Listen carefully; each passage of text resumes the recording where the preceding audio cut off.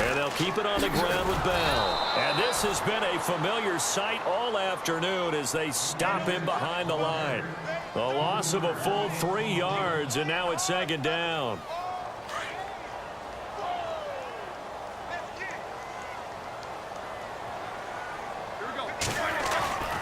Now Roethlisberger to throw on second down. His throw incomplete. Well, pretty good coverage there, and both of these defenses, they've had good coverage throughout this one. No doubt about it, and in today's NFL, where we're used to a bit more scoring, this feels almost like a well-pitched game in baseball on both sides, where the tension continues to build. Who's going to make the big play? Man open left side is Brown. And he'll be out of bounds, able to take it down to the 40. He got 29 yards that time. And at this stage, down in the second half, looks like they just wanted to find a way to get it in the hands of their playmaker, and they did. I think you're exactly right. I don't think the coordinator's looking at his play sheet and trying to figure out which play will work well. He's trying to figure out how to get the ball to the playmaker that you just described. Looking down at that sheet, you find people plays, not necessarily X's and O's, and that's exactly what they did there. On second down, it's Bell.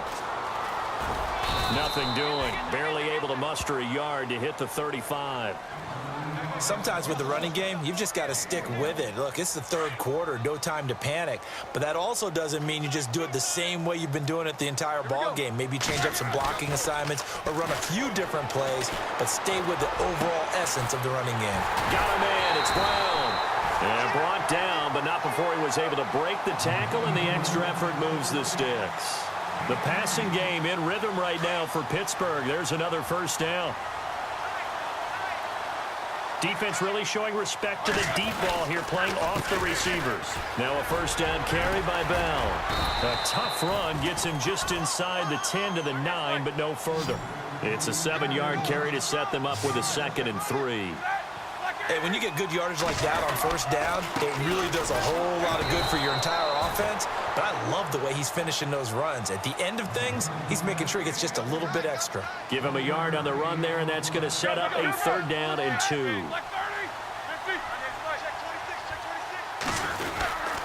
They'll try and run for it with Bell. And he'll be stopped just outside the 5 at the 6. It'll be called a gain of 2, and that'll leave them with some options here on 4th and inches.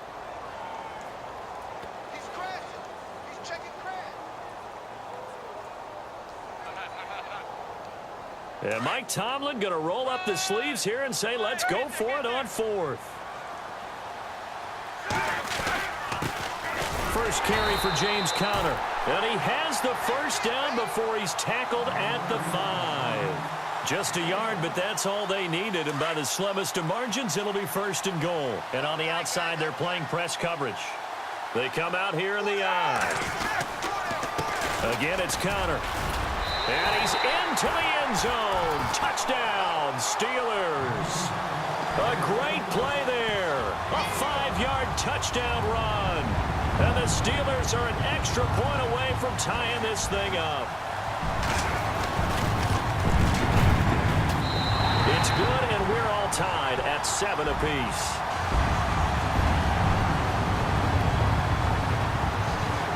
So a tie ball game here as the kick's away. This fielded a few yards into the end zone. And he'll wind up about 4 yards shy of where he would have been if he had taken a knee, as they'll start at the 21-yard line. So here are the Eagles now as they get set for their first possession of the second half.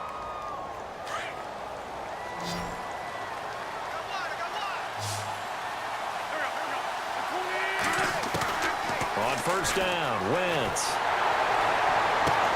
And the throw left sideline here is caught, but they'll rule it incomplete. Couldn't keep his feet in. Second down. And he was hit as he threw it there, and it forces it incomplete.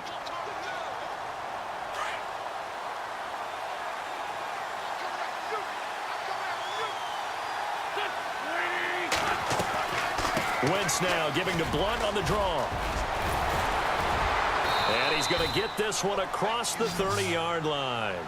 A nice pickup there of 11 yards, and it'll move the sticks.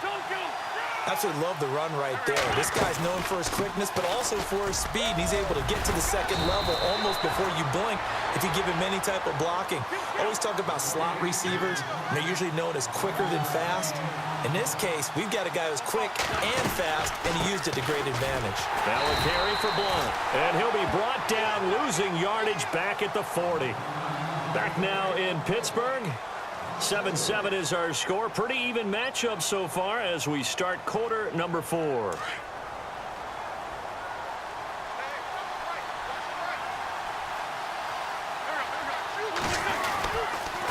Here's Blunt. And he'll get this out past the 45 to the 47. It's a 7-yard pickup. They'll be looking now to 3rd and 6. Well, partner, I know this type of running back. I mean, this size, this intensity usually gets better as the game goes on. I can just tell you from experience, the first few quarters, oh, you're eager. You come running up there, I'm going to tackle this guy. By the 4th quarter, you're coming up and thinking about it. And D-line wearing down 4th quarter. Yeah, that's not a guy they want to see consistently. And heavy contact. He is knocked down hard at the 38-yard line. Tough day. Tough sledding right there, and it's been that way the entire game. Not a whole lot of room to ramble for him. Yeah, you're right. It's been that way all afternoon. Didn't get a whole lot better there. And incomplete there. A nice hit. Jars the ball free and brings up 3rd down. The Eagles on 3rd down. They've been okay. 2 for 3 thus far. This is 3rd and 9.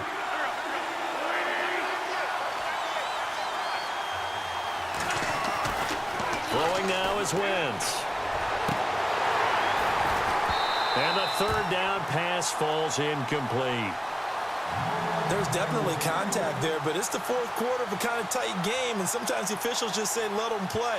Kind of like your mom used to with you and your brothers. Just take the broom to you and send you out to the backyard and tell you to settle it yourselves. I like that, yeah. There was contact. I don't know, like you said, enough to warrant the flag. It was close, though. Tie game, 4th quarter, and they're going for this thing on 4th down.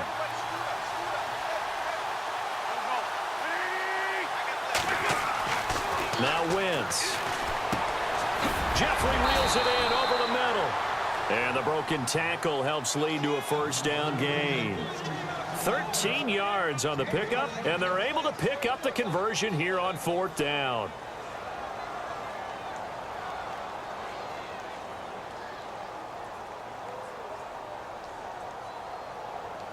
And the offense readies for play number 10 of this series.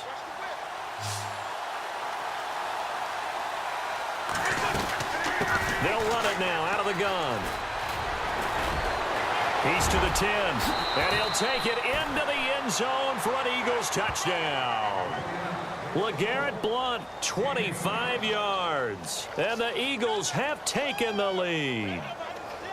Well, partner, that was another explosive run, and one thing I've learned in our time in this game, yes, the offensive line has to get a lot of credit, but for big runs to occur, the wide receivers have to block well downfield. And then you have to have a good guy carrying the ball too, right? Oh, without a doubt. You need that difference maker lugging the rock. Elliott now to kick this one away. That's fielded in the end zone. And he'll make it across the 20 as his guys will set up shop at the 23-yard line. And now out come the Steelers. And they had to wait a long time to get the football back. Probably not what you were hoping for when you got an offense that's humming. Agreed. What you were looking for is the defense get the ball back pretty quickly, right? Hoping for a 3 and out. So that didn't happen. You can't yell at your D for that. They've got to take care of their own business and reestablish themselves now that they're back on the field. Here's Bell. And he's able to plow forward up to about the 29, just shy of the 30. It's a 6-yard gain on the ground, and that'll make it 2nd and 4.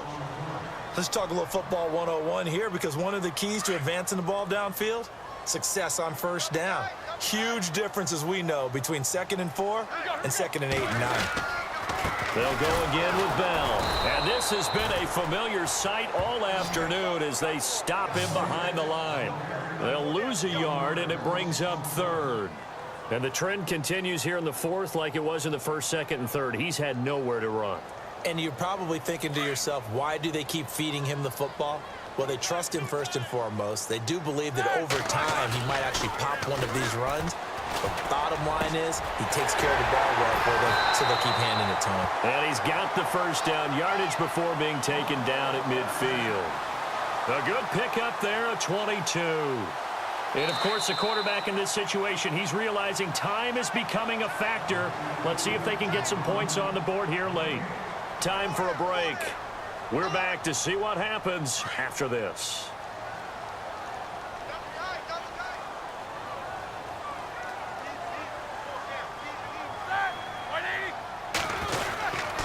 Now Roethlisberger going to hand to Bell.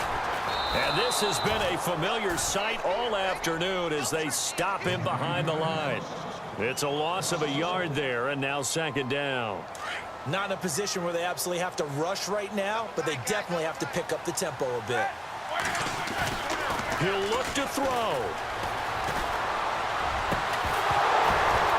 And the hit jarred it loose. It's incomplete. I guess you can't be afraid to take those chances late in the game. He tried to fit that one in there. Nice job, though, defensively. But to your point, it was a nice job of knocking the ball away. But you're also right. You can't be afraid to take those chances. That means your guys going downfield to catch the ball, they've got to elevate their game and come down with these in order to keep your offense moving. And they convert on third with a gain of 22. Well, they have had no answer for this connection all night long. Hey, you just have to think in a 2-minute situation, that's got to be a concentration lapse. You know they're going to go back to him with the game that he's been having. They'll look to throw. Over the middle here to Brown. And inside the 20 before he's brought down. 12 more yards there and another first down. Brandon, it's okay what they're doing right now. Still able to work the middle of the field, but you know sooner or later they're going to have to stop the clock. Now Bell. And able to push his way forward here for a good little gain. And now the Eagles going to signal for a timeout. It's just their first. They've got 2 more to use here in the final stages.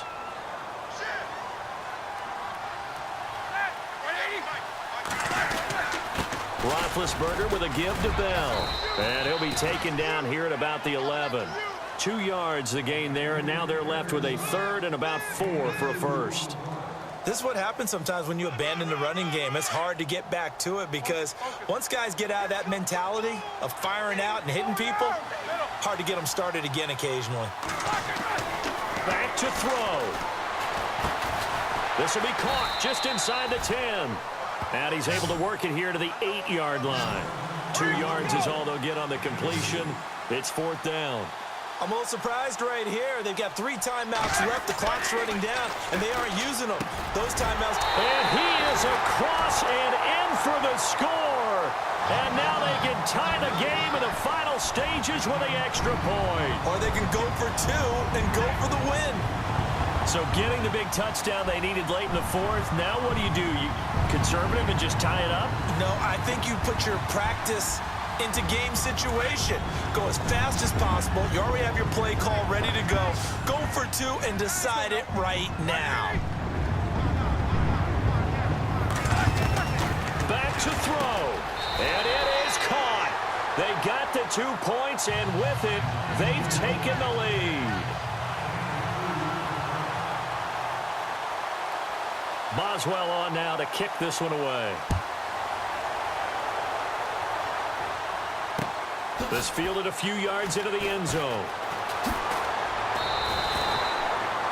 Philadelphia getting set to take the field. So you're right there, but obviously the clock is not your friend. How do you handle this situation? You're thinking 2 plays. 1 to get yourself in position for the second one, whether you're able to get into field goal range or you have to try another deep pass, another Hail Mary. But he's got a man complete. 20, 10, and he's across for the touchdown, and it's likely the game winner here in the closing stages.